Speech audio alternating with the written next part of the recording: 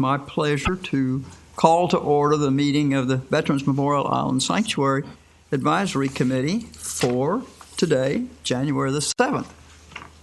As you will notice, those of you in the audience, our chairman, Mr. Young, is absent this morning, excused. He's visiting his family. He's still continuing his daughter and granddaughter, their visits after Christmas. So, Tony, we wish you well. We hope you don't freeze, but come on back. All right, the first item on the agenda will be the Pledge of Allegiance, and I'm going to ask Curtis to lead it this morning. That's it. Pledge allegiance to the flag of the United States of America and to the republic for which it stands, one nation under God, indivisible, with liberty and justice for all.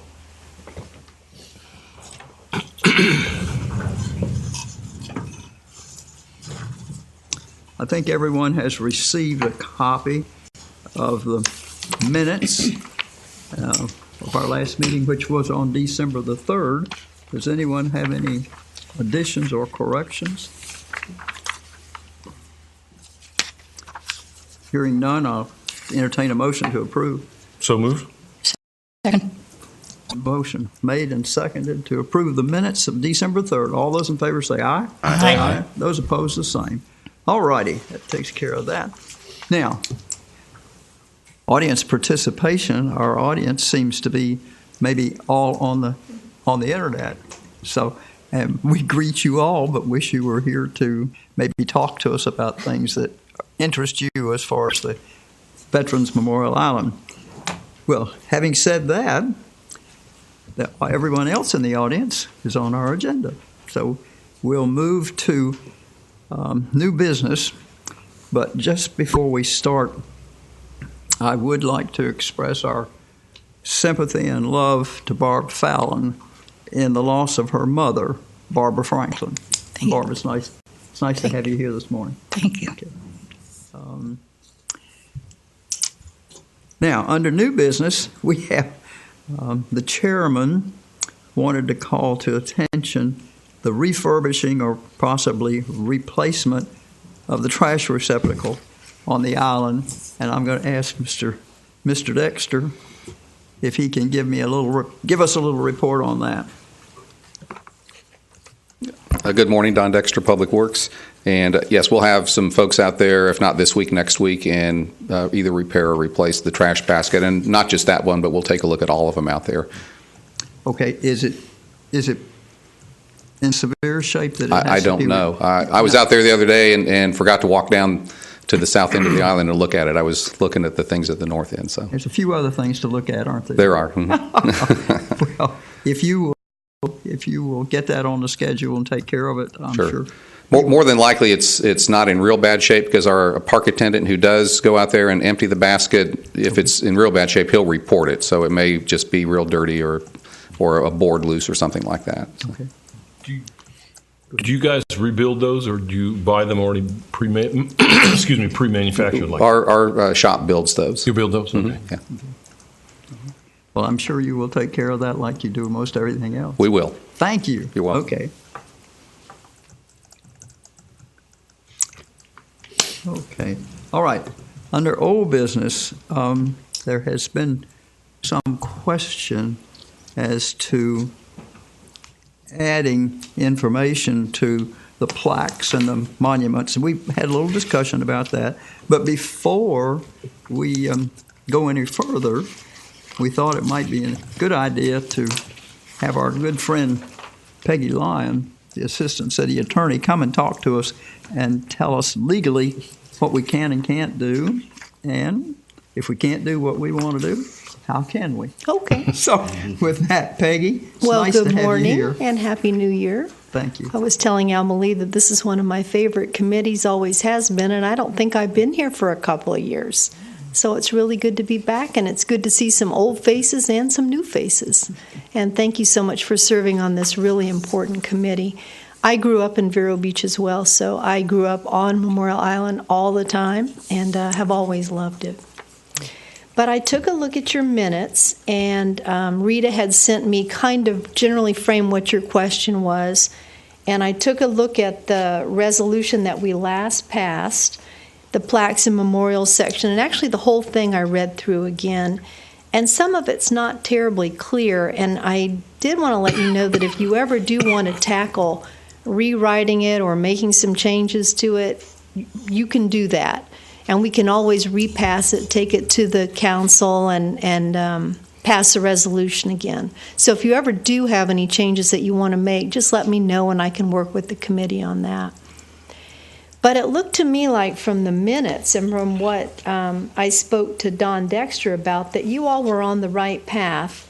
I think that language at plaques and memorials at page 2 of the authorized uses seems to indicate that your intent was, and I know some of you were here when this language was drafted, but it looks like you really only wanted to consider, and the term "the Veterans Organization" is a little bit hard to decipher, but you only wanted the Veterans Organization to be allowed to designate sponsorship and not an individual or an outside non-veterans organization group.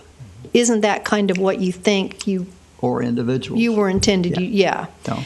So you don't want an outside group that's not affiliated with a veterans organization. So I think given the section of your uses language just above that establishes a sort of a process where it's verified by the Veterans Council, this is how we've always done it, then recommended by your Sanctuary Advisory Committee, and then approved by the City Council, you probably can't go wrong with that. If you just follow that same process that we've been using and just make sure that it's a veteran organizational group, I think there's no problem. We'll put a plaque on as long as you've had it approved by those 3 entities. Does that seem to be what your intent was in the past? I think that makes us feel good, because actually I think what we're talking about and what we've been talking about is the only thing that we would even consider would be something, the organization that had to do with putting the monument there, such as the Purple Okay. Heart people did the Purple Heart, Oh, I see. such as the Vietnam did the Vietnam, Right. and some of that type of recognition. Is that correct? Is that Yes. what everybody? What everybody had We in were just mind? assuming, make sure that, like, we didn't want to say, all right, Procter & Gamble gave us That's- $1,000 Oh, yeah. and we don't want something Well, like you that. don't want a being lot of sponsored. plaques cluttering it up. And I think that might be why the pertaining to the Veterans Organization, you probably meant the Veterans Organization that was involved in, the Vietnam, Yep. the Korea, the World War II, the Merchant Marine. Yeah, that makes sense to me, and I think that's what was intended by the document. So if that works for If you we- all, If we follow our procedure that we have established for most everything else, and that is that the request comes to us, and we get the first opportunity to say to the organization, yes, we think this would be good. No, this won't fit. And then let it follow right through the chain, I just like think you you're said. right. And was it the Veterans Council that got the first? I think they always had a route to you all to tell you what they thought, at least on the memorials to branches of service in the paragraph above. And then it came to you all with their advice. You didn't have to take it, but That's right. from what I'd seen, you usually had.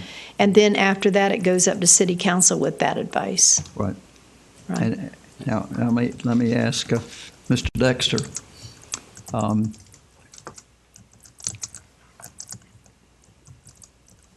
Don, what I'm asking is this what we need to do? Are we on the right track as far as you all are concerned? Yes, that process will work for us as far as approval goes. And as I recall, the chairman brought this up because we are refurbishing some plaques. And if someone or an organization wanted to sponsor the refurbishment of a plaque or restoration of something, could an additional recognition be given to them on, say, the Vietnam Veterans monument there? Could whoever made upgrades or repairs to that get some recognition on the back of the plaque? And, No. and that's what I We thought think not. the intent that Tony was talking about as he brought this up. That was what he said. Or if it was, for Was that- instance, was that the That's what was intent? brought up, right? yeah, the Exactly. World War II plaque, for instance, which we just restored, and you all got the council to agree to pay for that through donations that have been made. Could that, say, the VFW wanted to sponsor that rather than it coming through the committee? Could the VFW have gotten a plaque put up, restoration in 2014 by VFW post?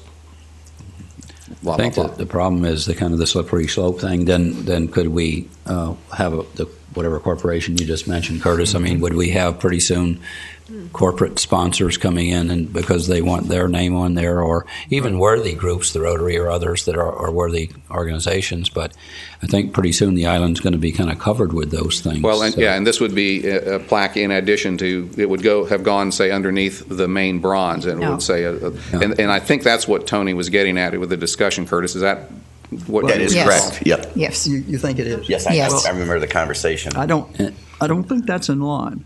Yeah, since it should be there, the island should be there forever, as long as we have a country, and forever is a long time. So I think it should be just those, and I think organizations like the VFW that would want to contribute to it would be okay, not necessarily having their name on there. Well, and that's why the clarification of that Peggy talked about, the Veterans Organization, which the core Veterans Organization is.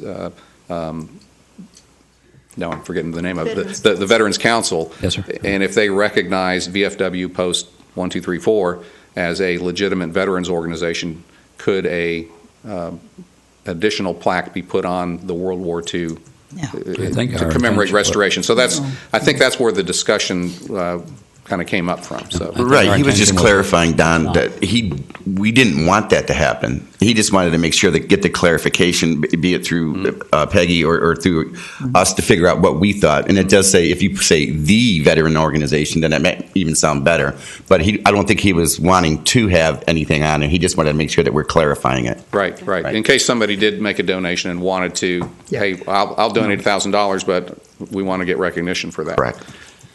And that could be done in the program for future activities and things like that, rather than. Also, at the end of that same thing that we were just reading about the Veterans Organization, it says recognition of contributions may be included either written or verbally at the dedication ceremony. So they may not be allowed a plaque. Right. But you can always state it at the ceremony that They're recognized the for intent. making the Yeah. contribution. Actually, there are other ways to recognize donations and contributions and so forth, but the organization that is represented in that monument would be the only organization that really should have a No plaque. additional plaques Yeah. for Right. maintenance, Right. basically, is what And we're I doing. think the language backs that interpretation up. And you all do have the right to interpret your own document as well, so. I think when we wrote this when we wrote this years ago, I think that the plan was that if someone came to the community and said, my uncle was a great hero, and no doubt there are many of those great heroes, but so we want him memorialized on the island, that it would have to go through some veterans organization rather than just an individual here. So that's the veterans organization that we were talking about. They'd have to have gone through some to at least propose it, and then, of course, the Veterans Council, and then our organization. So That makes sense. And earlier in the resolution, it talks about the qualification for an individual being recognized is that they had to have died in service and had been a resident of Indian River County when they were Serving. when they went into the service. Went in That's the right. service. Yeah. Yeah. which is a tough one. Suppose someone that moved here, or their family moved here after they went in the service, and suppose they won the medal, were a Medal of Honor recipient. I mean, that's one day It's tough. will be a tough one to say no to, won't it? Yeah, and just remember, too, that I mentioned originally when I first came up here that you all can change this. Mhm. So if you wanted to do that this year or next year, make some changes to your document to loosen it up or tighten it up or make it more clear, we'll be happy to work with you. I think tighter is better. Tighter. That's kind of how we Yeah. always looked at it the Yeah. last 10 years, isn't it, Emily? Tighter was better. I appreciate I'm in agreement. If you're going to do anything at all, you make the document tighter. tighter. And the plaques are there for the reasons that they're there. We don't need to add to them. Once you start, you open up the can. Right. And you're going to have a hard time, shutting it. It's There's been a lot of heroes out there. We've been That's restoring the plaques up to today. They've been getting done. The monies have been there. It's worked. So let's keep it that way. Once you start, Yep. it's hard to say no. Thank you, Peggy, and thank you, Don. Thank you, problem. committee. I believe it's, the discussion indicates that we're all on the same track. So, It looks like I'm next on the I was agenda. going to say, Mr. Dexter, you might as well stay right here because you're going to be next. Restoring the Lest We Forget Monument to its original design. And I have some pictures. There should be enough for everybody. We'll cover the next couple items. Thanks. Yeah. Yeah. Yeah, there should be one per person and one for Rita. Do you have a picture of the original? I do. I brought one with me. Okay, and We all do. yeah, it should have come in your packet. Yeah. Okay. Yeah, I was going to say we have, and I'm assuming you have too. Okay. And if you look at the original configuration, and I did talk to a few employees who have been here since as long as I have. I didn't remember this with the cross on top and everything, but obviously it was there. And shortly after this picture was taken in '87, if you recall, in 1989, that's when we had the severe freeze. And all of the Australian pines that were out on the island were killed by the freeze, and the city went out and removed all those Australian pines. And then shortly after that began the first phase of work to put the island in the condition that it is today. So sometime between this picture was taken and the ornament just disappeared. So it's certainly something that if you all want us to pursue replacing, we can look into that. And the two pictures that you have, there's two of the Lest We Forget monument stacked on top of each other. One is showing the condition as it is today. The other is a close-up of the top. And if you look at the old picture and then look at the that close-up shot, on the left-hand edge of the old picture, it looks like that top piece of granite has disappeared because there's about 1.5 inch, 2 inch gap or drop down from the front edge. So at some point in time, that top piece of granite was replaced, and its color is slightly different. It's kind of a pinkish tone instead of the gray tone. The good thing is that because it's on top, you can't see it, so you don't notice there's any difference. But I would think what we would want to do to restore the cross on top is to try and stay with the gray or as close as we can match the original gray color. If you all agree with that, then we'll go that direction. Yes. Yes. Yeah, okay. You waiting for verbals? Yes. Yes. Yeah, Oh, this is raised up. right here. And Yeah. here. Yeah, but it looks like it's only raised up on one end. Do you see the granite on the other end? On the right Like end, it was looks like cockeyed. that part, there's two halves to the top slab. So the right-hand Oh, half. it was raised. You're right. Yeah, the right-hand half was still there. The left-hand half, or at least part of it, had Wow. broken off or disappeared. It's already broke. Mhm. Okay. It's interesting. Well, in other words, it is possible. It is. It can be done. The dimensions of it, and we took the picture and kind of scaled things. It looks like it was about 2 feet tall, and I'm guessing that ornament companies probably have some fairly standard dimensions for something like that, and we'll get with a couple different granite or folks who do this sort of work, a couple companies, and get some prices on them and see what we can do to put it back to as close to the original as is possible. Since I hate to bring this up, but since we have our attorney here, is that since that was its original intent and original design, are we okay with that symbol on I thought a about city that property? yesterday, Is talked that- to Don about it. I have no problem with that. We're just restoring it to the original. It's a sacred island. There's cenotaphs on there. We have a lot of different symbols on the island, and we'll just move forward. Sounds good. Okay. The nice thing about this one is we have pictures and we have people, Right. Yes. and that's it. And people remember. Okay, so Don, I guess the next thing is, number one, to get some estimates of some kind of an idea. You wouldn't have any idea about estimates anyway. I'd hate to throw a number out. This is so specialized and unique. I have no idea. Okay. So. Oh, I think this, now, I was just going to say on the estimate, we need to make have them fasten it so it doesn't get gone again, so to speak. Right, and typically, Wind up in somebody's garden. yeah, there may be a dowel rod of some sort, but normally it's just put down with epoxies. Yes, sir. Mm-hmm. well, now, is that agreeable? Yes. Yes. Yes. The next step is. Okay, so we'll work on getting a couple estimates and maybe even a granite sample, or at least they can send us a picture of granite that we'll try and match up as closely as we can to the gray of the original color. Do you have someone local that you normally do? I mean, we're going to try to stay local with this As much also, as possible, yes. Especially them having to come to down and look at it. And Yeah, there are a couple monument companies in the area, so we'll contact them. And Good. The nice thing is that the next item on the agenda falls right into that also. So while we're talking about restoring this, we're also, it's been suggested about the update on the maintenance of both the Alex McWilliam Monument as well as the Lest We Forget Monument. So do we have yes, some suggestions there? the Lest We Forget, we wanted to get with a stone supplier to make sure we use the right type of caulking to re-caulk all those seams, and we have purchased the caulk. Just with the holidays and a couple rain showers, we need to make sure everything is completely dry. So the goal is next week we'll try and get the Lest We Forget re-caulked.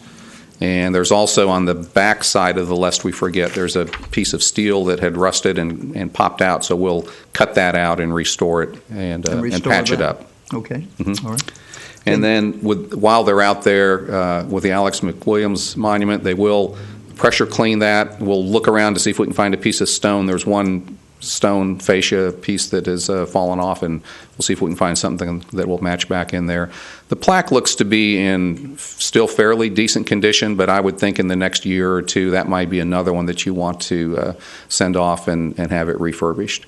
But right now it's not too bad. You'll never be able to keep them perfect and brand new all of the time, but that's still a year or two out. We don't have a photo of that one. You're talking about the Alex McWilliams. The Alex McWilliams, I didn't take a picture of that. Yes, sir. Okay. And it certainly should be restored and preserved. Well, as far as redoing the plaque, we might want to put that on a list to do it soon. But let's do the work we can with your department. Now, can you all handle the expenses of doing what you're doing right now? Yes. Yeah, the caulking is Yep. $5 or $6 a tube, and I don't know how much. Cleaning? Yeah, and pressure cleaning. That's all something we can do in house. All right. Okay, let's go ahead and do that, and then we will get to all of these monuments as soon as we can, like an ongoing schedule. But okay. Any other questions about either one of those two? All right, let's move to the estimate for Pearl Harbor Monument restoration. I haven't received that back yet from the company, but I wanted to show you these couple pictures of the Pearl Harbor Monument because originally you see the large 20 by 24 inch plaque on top, and then at some point in time there were 10 additional names found, and I'm not sure how that came about, but it's about a 24 inch by 4 inch plaque that's on the front face was done, and then it looks like fairly recently from the condition of the small plaque, 2 more names were added to it. And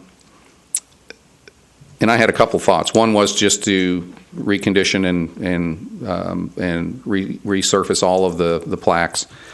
The other was, would you like to find out what a price would be to get everything consolidated onto one large plaque and get rid of these smaller ones? So I've asked the company to give us an estimate to add these 12 names to the 20 by 24 inch, or if they won't fit on there, what size would it take to get all 12 names on one plaque? And it might be a 24 by 24, 24 by 30 inch in order to keep the font size the same for the lettering and add those 12 names. Well, it looks like the smaller Eugene Gouvernement, it looks like that takes up enough space to the big plaque could probably be extended to accommodate those 12 names. Looks like there's enough room on the. We'll probably have to rebuild the pedestal, and what I would recommend doing is, like we've done with the World War II plaque recently, is put a little bit more pitch on it so that it's a little easier to read, not so flat. Range better. But I think it's going to end up being big enough that, and it's kind of hard to tell from the picture, but the top bevels in about 2 inches, and I think if you went much larger than the 20 by 24 inch it's there now, it would hang off the edge and it might be subject to breakage. That way it wouldn't be supported fully. You're saying condense all these names onto a top one, right? Yes. That's what I thought. I was assuming that's what you meant. The bottom line would be to do that and to get a price on that, Right. rather than restoring these plaques and just putting them back as is. Okay. That's a good idea. I think that this was created before the ordinance was made, and so that's kind of grandfathered in. And I think also it was the Pearl Harbor survivors, which unfortunately there aren't many of them left. I guess Arnie. I was going to say there aren't. Arnie Schwitzenberg is. Well, I was asking somebody. I thought he had passed Tony, I away think it because he used to come down to the high school band and talk to the kids. Yes, sir. About I that remember. for years. Yeah. So. I thought I saw him. In 4th of July, I saw him anyway. But, Oh, good. Okay. So, Well, good. So I think what there when they created this, they put the survivors that they knew of in the area on there, and I guess others showed up or they forgot. Oh, I forgot Joseph or whatever. And I suspect they probably just went out there one day and stuck that on there without going through us or anyone else. So I think it's a good idea that you have to have it have all those names on one plaque or more like. Even if we redid the smaller plaque to include those 2 names. Well, and that was the other option that I said. Okay, what if we just restored the big plaque as is, and then redid a smaller one to include all 12 names that are on the small, rather than having 2 small plaques. So we'll be getting prices for both. My first option, I think, that would look best would be to get everything on just one. I agree. Plaque and Yep. break it a little bit. Okay. Actually, the seal that's on there is that something that That'll be restored also. Okay. But that is good. We don't have to do anything to that other than to get it stripped and recovered. All right. Well, we're going to have an interesting time with estimates. But that's what you call upkeep. Yes. Okay. Thank you, Don. That welcome. should take care of the items that we have under old business. There's one item under the chairman's matters before we go to the veteran highlights, and that is, just wanted to make an announcement that the young lady whose name is Lynn Marie St. Vincent is out of the hospital and apparently is doing well with her knee replacement, and really missed by all the veterans because she's a real workaholic. So we send her our best and hope she's on her feet and going very soon. Just to put it out there, Emily, she's president of the Mother's Prayer Group. That's it.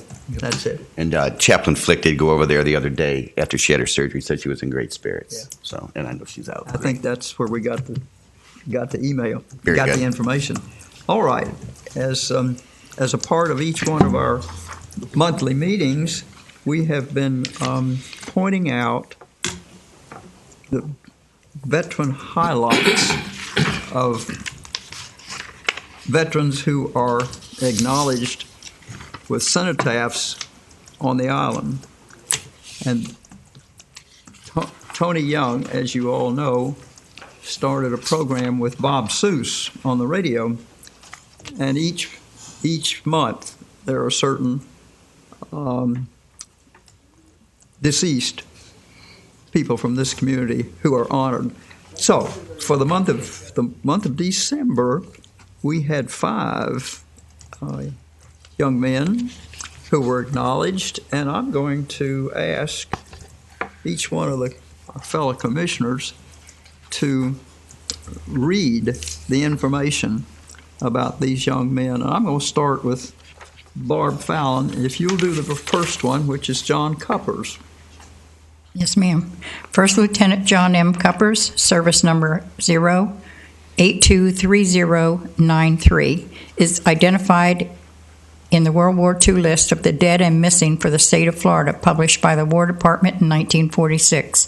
The 1930 census records his family of 7 in Vero Beach. His father, Herman, was a lieutenant in the field artillery in World War I.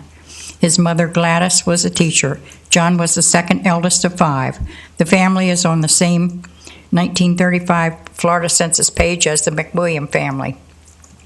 He graduated from Vero Beach High School in that year. Before the war, John moved to Lake Wales. He married Alice Clark in 1941, had 2 children. He is among the men from Polk County.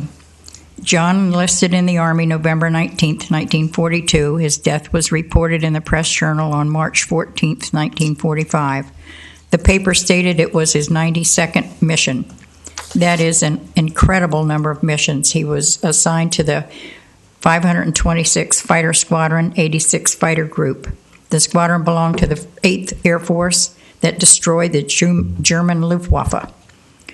His unit His unit supported the fight in southern Europe before deploying to France in 1945. They flew the P-47 Thunderbolt, a workhorse that flew bomber escort and was also a fighter bomber. Lieutenant Coopers was awarded the Distinguished Flying Cross, the Air Medal with 4 oak leaf clusters in the Purple Heart. He is buried in the Lorraine American Cemetery, Plot A, Row 20, Grave 40. His mom died in 1944 and is buried in the Crestlawn Cemetery. Thank you, Barb. You're welcome. James L. Dodson. James L. Dodson, Cenotaph, Column G, Row 4, Technical 4th Class James L. Dodson. His service number was 34601256. Is identified in the World War II list of dead and missing for the state of Florida, published by the War Department in 1946. He died of wounds on December 22, 1944. James enlisted in the Army January 16, 1943. Born in 1920, he was a high school graduate and worked in the Groves.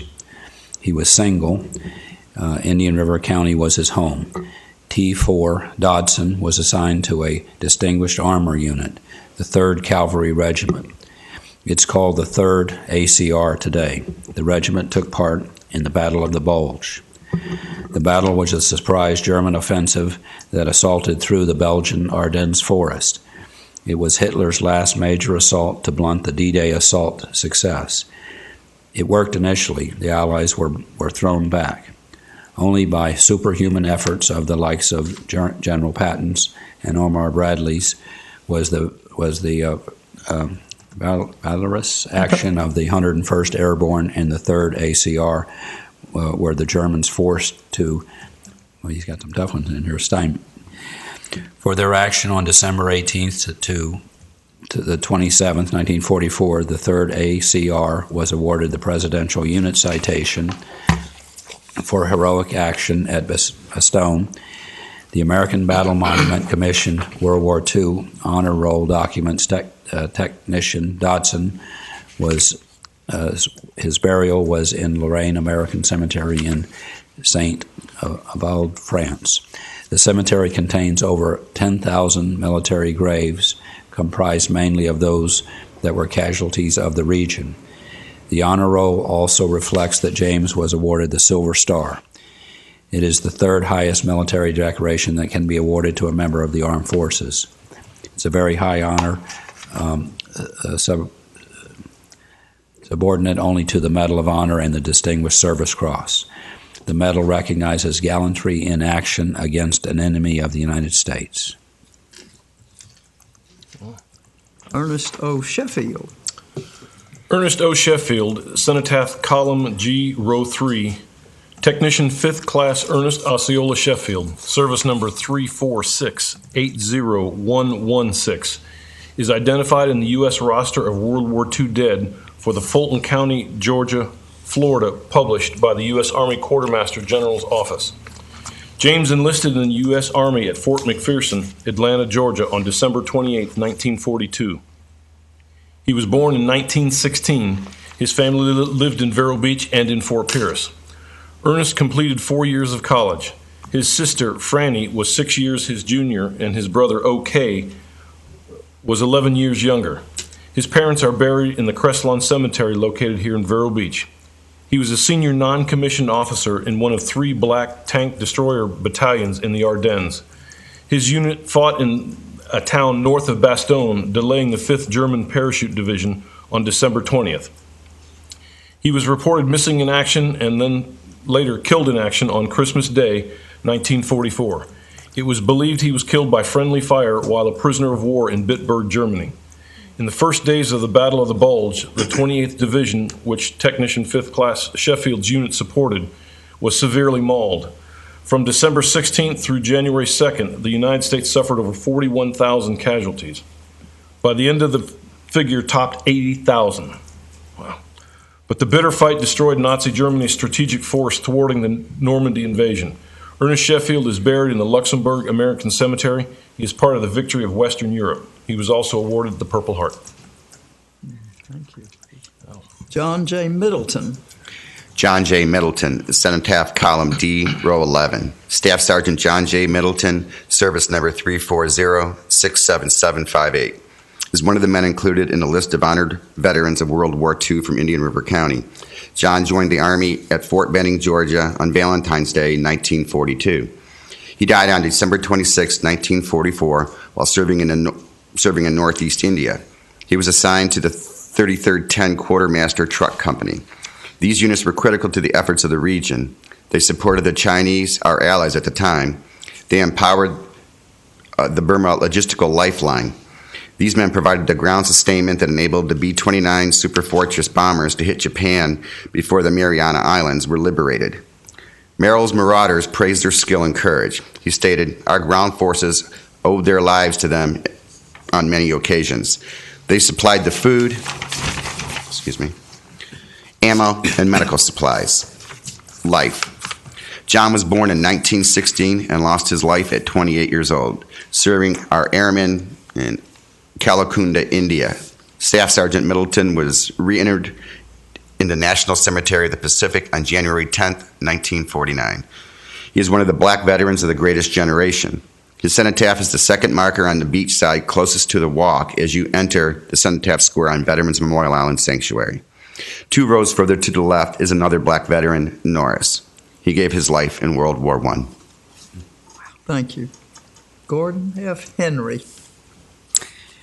Gordon F. Henry, Cenotaph Column F Row 11. Second Lieutenant Gordon F. Henry, service number 0-723244. Was killed in action from wounds at age of 23 on January 6, 1945, while part of a B-17 bomber crew in combat over occupied Nazi Germany. His body was recovered during World War II. Lieutenant Henry was in the Army Air Force serving with the 410th Bomber Squadron, 94th Bomber Group. He was buried January 8, 1945, in the Cambridge American Cemetery, Cambridge, England, Plot F, Row 2, Grave 110, and is memorialized on the World War II Memorial website. He was Flying Fortress Navigator. His bomber group was based in England at Rotham Field, RAF BURY, St. Edmunds. He died from wounds received while flying over Nazi-occupied Germany. According to a letter from a crewmate received by his parents and published partially in the Press Journal on January 19, 1945, a portion of the letter also revealed that all of his comrades attended his funeral, and the whole crew respected his position and knowledge that brought us home countless times. Gordon was born in 1922, the son of Talmadge and Charlotte Henry. Census records show he resided in Wabasso. He was a 1938 Vero Beach High School graduate. Henry was recognized as an outstanding boy of his senior class. He went to the University of Florida at Gainesville and was only 3 months shy of graduating. When he was called into service in early 1943, he had not married and was survived by his parents and 3 sisters. His service awards include the Air Medal with Oak Leaf Cluster, meritorious achievement during bombing runs on German military and industrial targets. The January 19, 1945 Vero Beach Press Journal article reports his death. He and his family members can be located in the 1930 U.S. Census in DeSoto County, in 1935 Florida Census, and Wabasso, Indian River County. Thank you so much. In the case of Gordon Henry, his sister, one of his sisters, is a good friend of mine and lives right here in Vero Beach. Wow. And I'm sorry she isn't able to see the television this morning. She's a resident at a place called Green Gables. And I told her that we were going to be doing this for Gordon today. So I know she's thinking about it. And it just makes me feel so good to know that we still have people who have loved ones in the cenotaphs on our Memorial Island. So thank you all for reading all those. Okay, I have one more item, which I had almost forgotten. If you will remember, at our last meeting in December, there had been a request to hold a funeral service for Thomas F. Redding II on the island.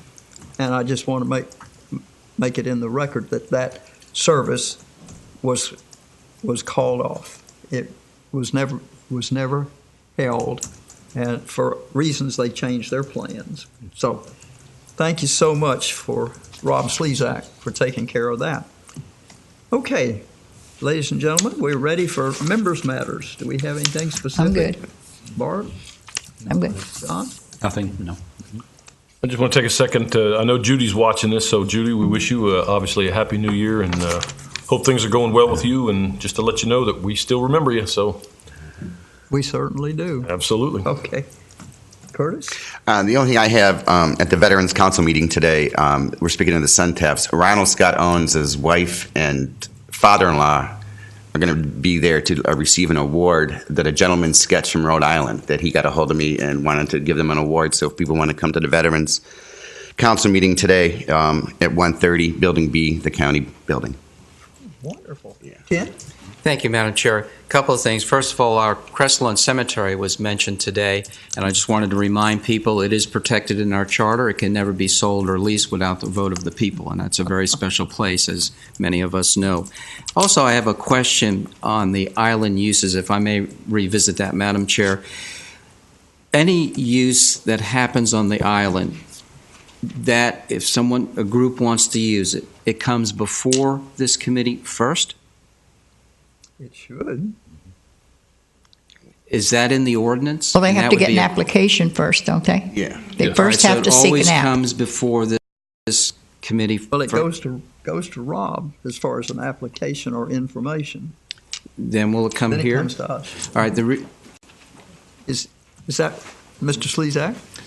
Rob Slezak, Recreation Director.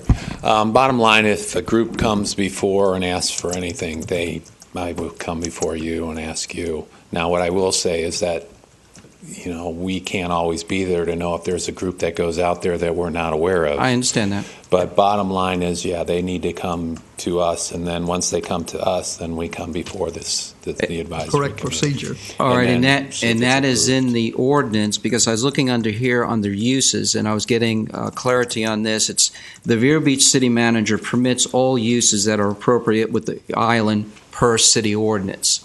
So that, with what Mr. Slezak just explained to us with the application, that's in the ordinance. The application is filled out, then it comes here to the commission. So the city manager would follow the ordinance. Thank you.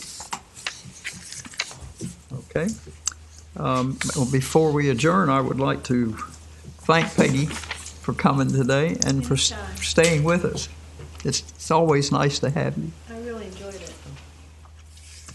Ladies and gentlemen, I think our next meeting is on February the 4th. And if we don't have any other items, I will declare this meeting adjourned. Thank you.